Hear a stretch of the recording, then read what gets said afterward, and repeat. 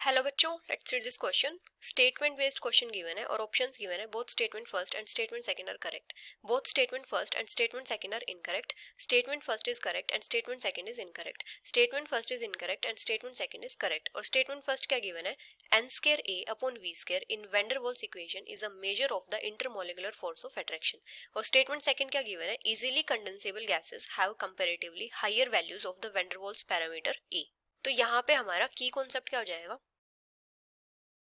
अगर हम बात करें van der Waals gas equation की, वाल्स गैस इक्वेशन, तो आइडियल गैस इक्वेशन में जो लिमिटेशंस थी उनको ओवरकम करने के लिए क्या किया था? Van der Waals gas equation को फॉर्म किया था। और यहाँ पे क्या किया था? एक तो वॉल्यूम करेक्शन किया था और एक किया था प्रेशर करेक्शन। अभी वॉल्यूम करेक्शन क्या था? अगर गैस का प्रेशर अप्रिशिएबली हाई है तो गैस की वॉल्यूम लो हो सकती है, लेकिन हम मॉलिक्यूल्स की वॉल्यूम को नेग्लेक्ट नहीं कर सकते in comparison to total volume of gas. तो फर्स्ट करेक्शन क्या था कि वॉल्यूम ऑफ गैस या फिर volume of molecules should not be neglected in comparison total volume of gas। total volume of gas, यहाँ पे क्या था? हर एक मॉलिक्यूल कुछ ना कुछ सर्टेन वॉल्यूम एक्सक्लूड करेगा। तो यहाँ से हमारे पास जो रियल वॉल्यूम आई थी गैस की वो क्या थी? रियल वॉल्यूम ऑफ गैस ये थी V minus B.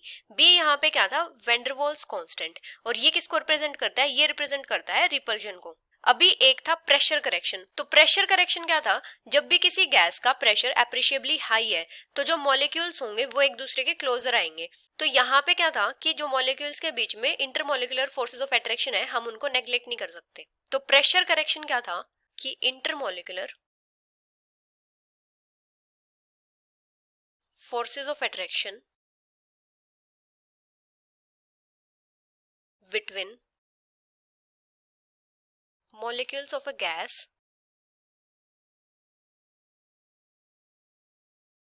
should not be neglected। तो प्रेशर करेक्शन के लिए जो टर्म आई थी, मतलब जो एक्चुअल प्रेशर था वो किसके इक्वल था? P plus a upon we square. अगर हम n number of moles of gas के लिए कंसिडर करें तो प्रेशर किसके इक्वल था? P plus n square a upon we square. तो यहां से हमारे पास जो van der Waals gas equation थी वो क्या आई थी? P plus n square a upon we square into V minus n b equals to n R T. तो यहाँ पे ये जो टर्म है ये किसको रिप्रेजेंट कर रही है? जो इंटरमोलिकुलर फोर्स ऑफ अट्रैक्शन है उसको। इंटरमोलिकुलर फोर्स ऑफ अट्रैक्शन को। अभी अगर हम बात करें वैन डर वाल्स कांस्टेंट ए की, वैन डर वाल्स कांस्टेंट ए, तो ए किसको रिप्रेजेंट करता है? मॉलिक्यूल्स के बीच में जो अट्रैक्शन होती है उसको। Represents the intermolecular forces of attraction. तो इसका क्या मतलब होगा? ए की जितनी ज्यादा वैल्यू होगी वहां पे मॉलिक्यूल्स के बीच में उतनी ही ज्यादा इंटरमोलिकुलर फोर्सेस ऑफ अट्रैक्शन होगी, और वहां पे क्या होगा? उस गैस को हम उतना ही इजीली लिक्विफाई कर सकते हैं। तो यहाँ पे हम क्या बोल सकते हैं? Higher the value of a more will be the intermolecular forces of attraction। more will be the